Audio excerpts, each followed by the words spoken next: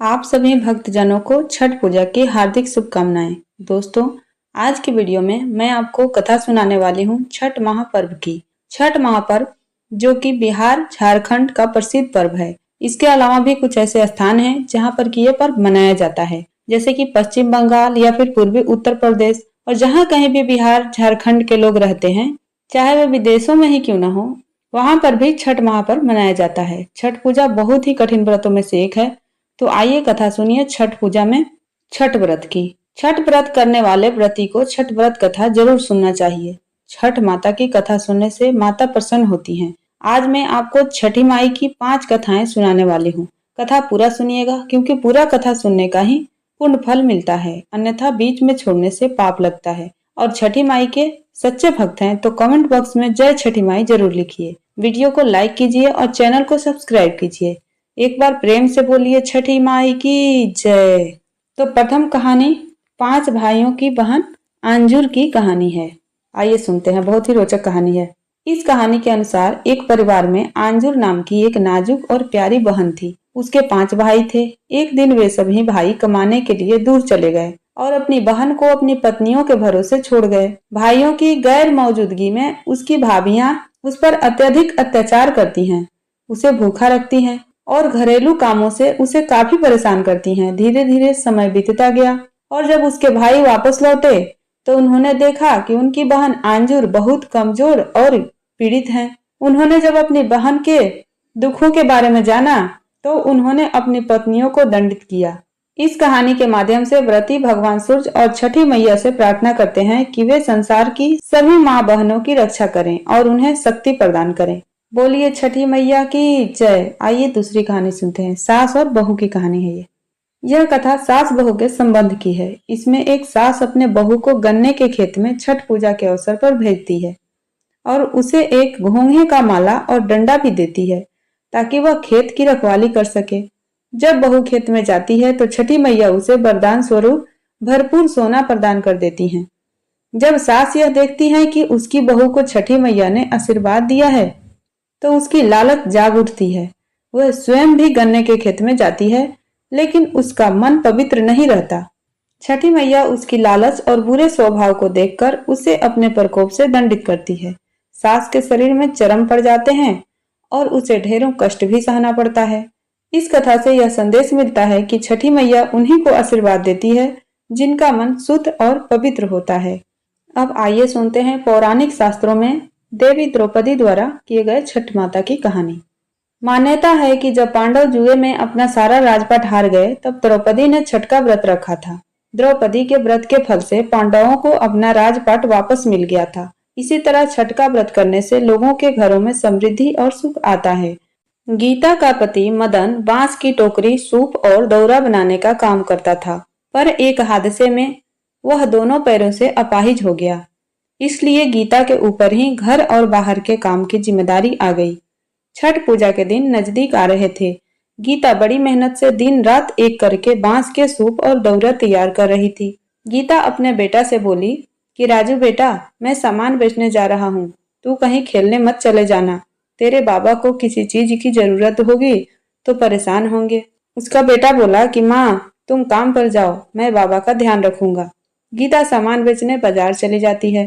कितनी देर हो गई, एक भी दौरा और सूप नहीं बिका। कैसे सब होगा? सोचा था छठ पूजा के दिन में यह बेचकर थोड़ी कमाई हो जाएगी। गीता ये सब छठी मैया से बोलने लगी। ये छठ मैया, मैं क्या करूं? गीता निराश होकर घर वापस लौट आई। उसका पति बोला, क्या हुआ गीता, तुम्हारा मन क्यों खराब है? गीता बोली, आपको पता है आज एक भी सूप और टोकरी नहीं बिकी। छठ पूजा में कमाई नहीं हुई तो घर खर्च कैसे चलेगा? उसका पति बोला, चिंता मत करो, अभी छठ पूजा को 3 दिन बाकी है और तुम तो छठ मैया पर विश्वास करती हो। छठ मैया का नाम लेकर कल दोबारा सूप और दौरा बेचने जाना। मुझे विश्वास है छठी मैया हमारी सहायता जरूर करेंगी। उसका बेटा बोला कि माँ, छठ पूजा में तुम खीर पूरी बनाओगी ना? मुझे खीर पूरी खानी है। उसकी माँ बोली, हाँ बेटे, इस छठ पर तेरे लिए खीर पूरी जरूर बनाऊंगी। अब गीता छठ मैया से बोलने लगी कि हे छठ मैया, कल मेरा सामान बिक जाए, आपके नाम में बहुत शक्ति है। माँ, आपने हमेशा दुखियों की सहायता की है, छठ मैया मेरी सहायता करना। अगले दिन गीता छठ मैया से प्रार्थना करके सूप और दौरा बेचने निकल पड़ी। दौरा ले लो, सूप ले लो, बहन जी ले लो, छठ मैया के नाम का ले लो, कुछ खरीद लो भैया जी, आज सुबह से बोनी नहीं हुई। लोग बोलने लगे, सुनो जी, बड़ी दुकान से खरीदेंगे, पता नहीं यह बाज की टोकरी तो पुरानी लग रही है और सूप भी मैले हैं। नहीं नहीं, हमें नहीं लेना।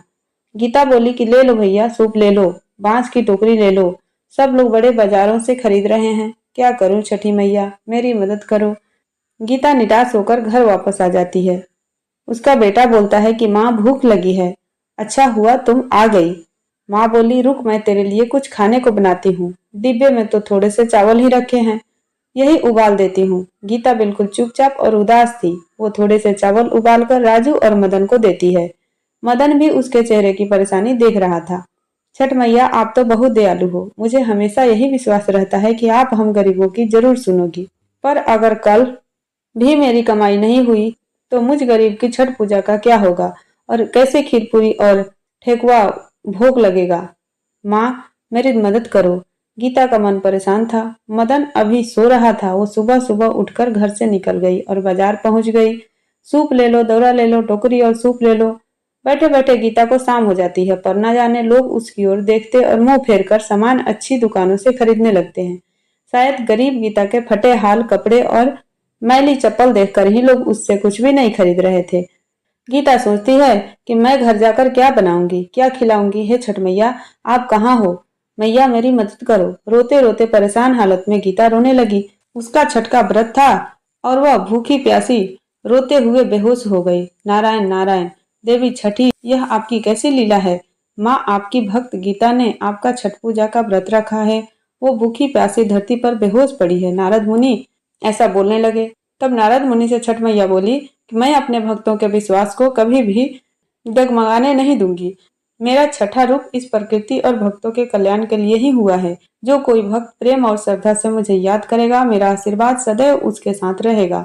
आप चिंता न करें देवर्षि नारद, मेरे होते हुए मेरे भक्त गीता को कुछ नहीं होगा। देखते ही देखते छठी मैया एक बूढ़ी औरत का रूप ले लेती है और गीता के पास पहुंचती है और गीता के सिर पर हाथ फेरती है। बेटी, क्या हुआ? उठो। गीता होश में आती है। गीता बोलती है, आप कौन है माँ? छठी मैया बोलती है, बेटी मुझे अपनी माँ ही समझो। गीता बोलती है, माँ। छठी मैया बोलती है, हाँ बेटी, मैं तो तुमसे दौरा और सूप खरीदने आई थी।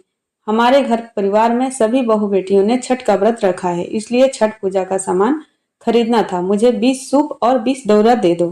गीता बोली, हाँ माँ, मैं अभी देती हूँ। गीता की खुशी का ठिकाना नहीं रहता। उसकी आंखों में आंसू थे। वह सारा सूप और दौरा बांधकर उन बूढ़ी अम्मा को दे देती है। छठी मैया बोली कि बेटी, इस सारे सामान की कितनी धनराशि हुई? तो गीता बोली, माँ, आपने मुसीबत की इस घड़ी में मेरे से सामान खरीदा है, आप अपनी इच्छा अनुसार मुझे कुछ भी धनराशि दे दीजिए, मैं देवी छठ मैया का आशीर्वाद समझकर रख लूंगी। तो छठी मैया बोली कि ठीक है बेटी, यह पोटली रखो, इसमें तुम्हारे सामान की सारी धनराशि है। बूढ़ी औरत गीता से सारा सामान लेकर एक तांगे में रखवा देती है। छठी मैया की जय हो। आज तो आपकी अद्भुत लीला देखकर मेरा भी मन खुशी से प्रफुल्लित हो उठा, देवर्षि नारद ने कहा। तो छठी मैया बोली, देवर्षि नारद, अब आप ब्राह्मण के रूप में यह सारा सामान ले जाकर उन गरीबों में बांट दीजिए जिन्होंने मेरे नाम का व्रत और पूजन किया है। वह इन सारे सामान से पूजा करके मेरा आशीर्वाद ग्रहण करेंगे। जो आज्ञा छठ मैया। नारद जी यह बोलकर चले गए। सही कहते हैं लोग, जो छठ मैया का पूजा करते हैं और व्रत करते हैं, उनके सारे संकट आप दूर कर देती हो। आपका व्रत निसंतान को संतान प्राप्ति, निर्धन को धन देता है और रोगी को निरोगी बना देता है। जो कोई भी सच्चे भाव से छठ पूजा का व्रत और पूजन करता है, उसके घर में सदैव सुख समृद्धि का वास होता है। उसके पश्चात नारद मुनि एक ब्राह्मण के वेश में मंदिर के बाहर सारा सामान लेकर खड़े हो जाते हैं और मंदिर में आने वाली जरूरतमंद महिलाओं को छठ मैया के पूजा के लिए सामान बांट देते हैं। सब औरतें खुशी खुशी सामान लेकर अपने घर चली जाती हैं। उधर गीता भी वह पोटली लेकर घर पहुंचती है। आज उसका सारा सामान बिक गया था। घर पहुंचकर गीता मदन को सारी बात बताती है। जैसे ही गीता पोटली खोलकर देखती है, वह हैरान रह जाती है। इतने सारे सोने के सिक्के। गीता बोलती है मदन से, सुनो जी, यह तो देवी मैया का चमत्कार है। वो बूढ़ी माँ कौन थी? कहीं सचमुच देवी मैया ही तो नहीं थी जो मेरी मदद करने आई थी और मैं उन्हें पहचान नहीं पाई? उसका पति बोला, ठीक कह रही हो गीता, सचमुच देवी मैया ही आज तुम्हारी मदद के लिए आई थी। उन्हें पता है तुमने उनके नाम का छठ व्रत रखा है, इसलिए तुम्हारे व्रत को संपूर्ण करने के लिए देवी मैया ने ही वो रूप धरा था। देवी मैया आपकी जय हो छठी मैया, आपने तो मेरी झोली खुशियों से भर दी। माँ आपकी जय हो। इसके पश्चात गीता सभी रीति रिवाजों के साथ पूर्ण विधि विधान से छठ मैया का व्रत रखती है। घाट पर जाकर सूर्य भगवान को जल देती है। छठ मैया के नाम का पूजन करके अपना व्रत पूर्ण करती है। उस दिन से छठ मैया के आशीर्वाद से गीता की जिंदगी के सारे दुख दूर हो जाते हैं। उस धनराशि से गीता मदन के पैरों का इलाज करवाती है और कुछ समय बाद मदन फिर से चलने लगता है। वे दोनों मिलकर हाथ जोड़कर छठ मैया को धन्यवाद देते हैं। तो एक बार प्रेम से बोलिए छठी मैया की जय। ब्रह्म वैवर्त पुराण में वर्णित छठ पूजा के संबंध में यह उल्लेख मिलता है कि इस पर्व पर छठी माता की पूजा की जाती है। इस व्रत की पौराणिक कथा के अनुसार मनु स्वयंभुआ के पुत्र राजा प्रियव्रत को कोई संतान नहीं थी। महर्षि कश्यप ने पुत्रेष्टि यज्ञ करवाया। तब महारानी मालिनी को यज्ञ आहुति के लिए बनाई गई खीर दी। खीर के प्रभाव से एक पुत्र को जन्म दिया, परंतु वह शिशु मृत पैदा हुआ। प्रियव्रत पुत्र को लेकर श्मशान गए और पुत्र वियोग में प्राण त्यागने लगे। उसी वक्त भगवान की मानस कन्या देवसेना प्रकट हुई और उसने कहा कि सृष्टि की मूल प्रवृत्ति के छठे अंश से उत्पन्न होने के कारण मैं षष्ठी कहलाती हूँ। अतः राजन, तुम मेरा पूजन करो तथा अन्य लोगों को भी प्रेरित करो। तब राजा ने पुत्र इच्छा से देवी षष्ठी का व्रत किया और उन्हें पुत्र रत्न की प्राप्ति हुई। यह पूजा कार्तिक शुक्ल षष्ठी को संपन्न हुई थी। देवी की इस कृपा से राजा बहुत प्रसन्न हुए और उन्होंने षष्ठी देवी की आराधना की। तभी से छठ पूजन का प्रचलन प्रारंभ हुआ और तभी से सब लोग इस व्रत को करने लगे। हे छठी मैया, जिस तरह से राजा की मनोकामना की पूर्ति की, उसी तरह से सबकी करना। कथा कहने वाले, सुनने वाले और हुंकारा भरने वाले सबकी करना। एक और पौराणिक कथा महाभारत काल की है, वो भी आप सुनिए। इस कथा के मुताबिक महाभारत काल में सूर्य पुत्र कर्ण ने सबसे पहले सूर्य देव की पूजा की थी और कहा जाता है कि घंटों पानी में खड़े होकर कर्ण सूर्य देव को अर्घ देता था। सूर्य देव की कृपा से कर्ण एक महान योद्धा बना था। आज भी छठ पूजा में अर्घ दान की यही परंपरा चली आ रही है। उम्मीद करती हूँ आपको कथा पसंद आई हो। यदि कथा पसंद आई हो तो वीडियो को लाइक कीजिए और चैनल को सब्सक्राइब कीजिए और कमेंट बॉक्स में जय छठी माई जरूर लिखिए। तो एक बार प्रेम से बोलिए छठी माई की जय। मिलती हूँ आपसे अगले वीडियो में, तब तक के लिए जय छठी मैया।